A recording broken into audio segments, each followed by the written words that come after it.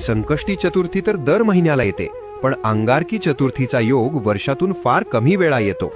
तुम्हाला माहिती आहे का, संकष्टीपेक्षा अंगारकी चतुर्थीला 21 पटीने जास्त महत्त्व का आहे? जेव्हा संकष्टी चतुर्थी मंगळवारी येते तेव्हाच तिला अंगारकी म्हटले जाते. याचे कारण पुराणात आहे. अंगारक म्हणजेच मंगळ ग्रह. अंगारकाने गणपतीची हजारो वर्षे कडक तपश्चर्या केली होती. त्याच्या भक्तीने प्रसन्न होऊन बाप्पाने त्याला वरदान दिले, आजपासून जो वार तुझा आहे म्हणजेच मंगळवार, त्या दिवशी जर चतुर्थी आली तर ती तुझ्या नावाने म्हणजेच अंगारकी म्हणून ओळखली जाईल. या दिवसाचे महत्त्व खूप मोठे आहे. शास्त्र सांगते की वर्षभर येणाऱ्या सर्ण संकष्टी केल्यावर जे पुण्य मिळते ते पुण्य फक्त एक अंगारकी केल्याने मिळते.